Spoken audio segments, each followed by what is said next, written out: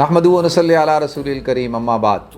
मोहतरम नाज़रीन किराम, अस्सलामु अलैकुम व रहमतुल्लाहि व बरकातुहू। नाज़रीन, अगस्त का महीना चल रहा है। जब भी अगस्त का महीना शुरू होता है तो हम पाकिस्तानी बड़े जज्बाती होते हैं। माशाअल्लाह होना भी चाहिए, क्योंकि अगस्त के महीने में अल्लाह ताला ने हमें आज़ादी अता फ़रमाई थी। और जो ज़िंदा कौमें होती हैं वो अपने कौमी दिन को सेलिब्रेट करती हैं और उस दिन वो तजदीद अहद वफ़ा करती हैं और अपना तज़किया करती हैं, जायज़ा लेती हैं कि हमने क्या अचीव किया और हम कहाँ पे हैं, हमारे मसाइल क्या हैं, आज हम दुनिया में क्या मकाम रखते हैं। तो इस हवाले से 14 अगस्त का दिन बड़ा अहम दिन होता है। तो बुनियादी तौर पे आज पाकिस्तान में मैं देख रहा हूँ कि पाकिस्तान के अंदर जो हालात हैं, मैं ये नहीं कह सकता कि पाकिस्तान के हालात आइडियल हैं, इसमें कोई दो राय नहीं कि पाकिस्तान की जो सिचुएशन है, पॉलिटिकल सिचुएशन और बहुत सारी साइल हैं, पोलराइजेशन है और बहुत काफ़ी इश्यूज़ हैं, उसमें कोई दो राय नहीं है, हम डिस्कस कर सकते हैं। लेकिन उन सारी चीज़ों से हट के पाकिस्तान हमारा मुल्क है, पाकिस्तान हमारा फ़ख्र है, पाकिस्तान हमारी पहचान है। आप में से बहुत सारे लोग ये सवाल करेंगे कि मैं ख़ुद तो लंदन में रहता हूँ और मैं इस हवाले से कैसे गुफ्तगू कर सकता हूँ। मैं रहता लंदन में हूँ लेकिन मेरा दिल पाकिस्तान में रहता है और मैं अल्हम्दुलिल्लाह लंदन में रहते हुए पाकिस्तान के अंदर बहुत सारे प्रोजेक्ट्स पे काम कर रहा हूँ। और हम जो ओवरसीज़ पाकिस्तानी हैं उन्हें अंदाज़ा होता है कि एक मुल्क की क्या अहमियत होती है, उनकी पहचान किस मुल्क से होती है। हम दुनिया में जहाँ भी चले जाएँ हम पाकिस्तानी हैं, चाहे हमारे पास दुनिया की कोई भी नेशनलिटी हो। तो इस हवाले से हम पिक्चर को बाहर बैठ के भी देख रहे होते हैं। कुछ लोग हैं जो पाकिस्तान के अंदर जो मसाइल हैं उनका वो शिकार होते हैं, लेकिन हम जो बाहर बैठ के देख रहे हैं हमें भी अंदाज़ा है कि वहाँ की क्या सिचुएशन है। देखें, आप दुनिया में जिस मुल्क में जाते हैं वहाँ पे आपको काफ़ी चैलेंजेस का सामना करना पड़ता है और जितनी मेहनत आपको पाकिस्तान से बाहर करनी है, अगर हम पाकिस्तानी उतनी ही मेहनत अपने मुल्क में करें तो यकीनी तौर पर अल्लाह रब्बुल इज़्ज़त की तरफ से खैर का फ़ैसला होगा, अल्लाह बरकत अता फ़रमाएगा। ये जो मायूसी की जो सूरत हाल है इसको हमने ख़त्म करना है। हमने सब ने मिलकर, जो ओवरसीज़ पाकिस्तानी हैं वो भी और जो पाकिस्तान में रहते हैं वो भी, हम सबको मिलकर पाकिस्तान को आगे लेके जाना है। तो नाज़रीन, 14 अगस्त हमें इस बात की तरफ हमारी निशानदेही करता है, हमें मुतवज्जे करता है और एक याद दहानी कराता है कि इस मुल्क को हासिल करने के लिए हमारे आबा व अजदाद ने, हमारे बुजुर्गों ने कुर्बानी दी, जानों की कुर्बानी दी गई और लाखों लोग बेघर हुए जिन्होंने हिजरत की सिर्फ इस मुल्क के लिए।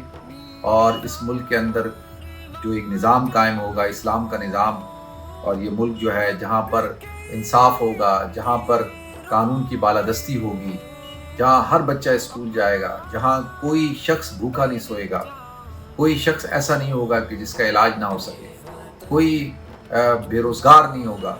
तो ये सारी चीज़ें थी। इन सब चीज़ों को सामने रखते हुए हमारे बुज़ुर्गों ने कुर्बानी दी और उनका एक ख्वाब था कि पाकिस्तान दुनिया के अंदर एक मिसाली रियासत बनेगा, इस्लामी रियासत बनेगा, जिसने रोल मॉडल बनना था, जिसको मदीना सानी कहा जाना था।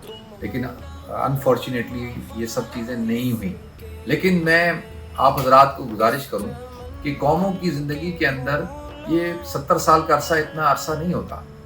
कोई कौम जिस मकाम पर पहुंचती है उसके लिए उसको कई सदियों का फासला तय करना होता है। ये जो दुनिया में आपको जो खुशहाली नज़र आ रही है आज, जैसे वेस्ट के अंदर अमेरिका, तो आप उनकी अगर हिस्ट्री उठाकर देखें तो उन्होंने ये सफ़र कई 100 साल में तय किया है। तो अभी तो हम बच्चे हैं और अल्हम्दुलिल्लाह मैं कहूँ कि जिस मकाम पे आज पाकिस्तान है, अगर आप इन मुल्कों को देखें तो ये मुल्क उस वक्त इस मकाम पर नहीं थे। तो इससे बात पता चलती है कि पाकिस्तान के अंदर, पाकिस्तानी कौम के अंदर पोटेंशियल है। सिर्फ मसला ये है कि गुड गवर्नेंस नहीं है। मसला ये है कि हमारे यहाँ जो अशराफिया है उसने कंट्रोल किया हुआ है। हमारे यहाँ हर इदारा आज़ाद नहीं है, हर इदारा दूसरे इदारे के अंदर जो है इंटरफेरेंस करता है, जिसकी वजह से इदारे मजबूत नहीं। हमारे मुल्क में शख्सियात मजबूत हैं, ख़ानदान मजबूत हैं।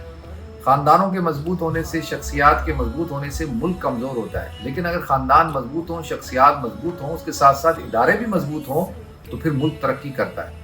तो ये जो आज एक नौजवानों के अंदर एक सूरत हाल क्रिएट है कि वो समझते हैं कि जी हम पाकिस्तान से निकल जाएंगे, पाकिस्तान को छोड़ देंगे तो हमारे मसाइल हल हो जाएंगे, ऐसा हरगिज़ नहीं है। آپ حضرات کے سامنے پکچر کا صحیح رخ نہیں ہے. اس وقت دنیا بدل چکی ہے. آپ پاکستان سے نکلیں گے، دوسرے ملک میں آئیں گے تو مسائل آپ کے ساتھ چلیں گے اور ڈبل ہو جائیں گے آپ کے مسائل، اور آپ کو کئی چیلنجز کا سامنا کرنا پڑے گا. سب سے پہلے آپ کی شناخت، آپ کا لیگل ریزیڈنس.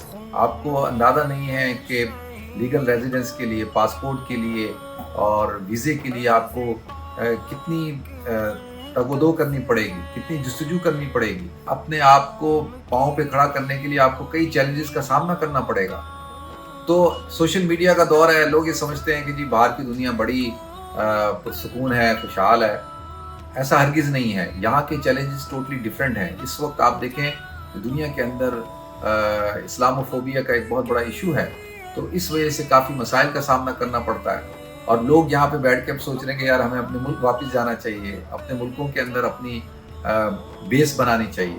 تو گزارش یہ ہے کہ بالکل آپ جن کے پاس اپرچونٹی ہے وہ ضرور باہر نکلیں، لیکن ہم سب نے مل کر اس ملک کو بہتر بنانا ہے. پاکستان کو جو ہے آگے لے کے جانا ہے. وہ جب تک نہیں ہوگا جب تک کہ ہم سب اپنے حصے کا چراغ نہیں جلائیں گے. ہر شخص اپنے حصے کا چراغ جلائے، دیا جلائے، تو ایک دن انشاءاللہ پاکستان ایک روشن ملک بنے گا. اور مجھے پورا یقین ہے کہ بنے گا، ضرور بنے گا. اور جو اس وقت نوجوان ہیں ماشاءاللہ ان کے اندر جذبہ ہے، ان کے اندر جو ہے صلاحیت ہے.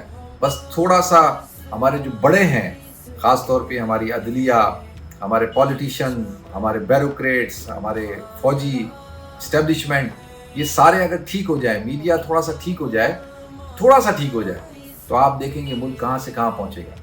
تو میری آخر میں ایک دفعہ پھر آپ حضرات سے گزارش ہے کہ اپنے آپ کو مایوس مت بنائیں اور اپنے آپ کو اپنے اندر حوصلہ پیدا کریں، اور انشاءاللہ ایک دن دیکھیں گے کہ اللہ تعالیٰ آپ کو برکتیں عطا فرمائے گا اور پاکستان ایک دن خوشحال ملک بنے گا.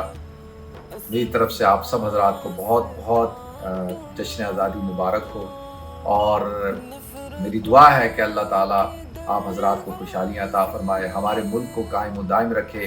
اور جو دشمن قوتیں ہیں جو اس ملک کو ڈیسٹیبلائز کرنا چاہتی ہیں، جو اس ملک کو توڑنا چاہتی ہیں، جو اس ملک کے اندر انتشار پیدا کرنا چاہتی ہیں، فساد پیدا کرنا چاہتی ہیں، اللہ تعالیٰ ان سے پاکستان کی حفاظت فرمائے.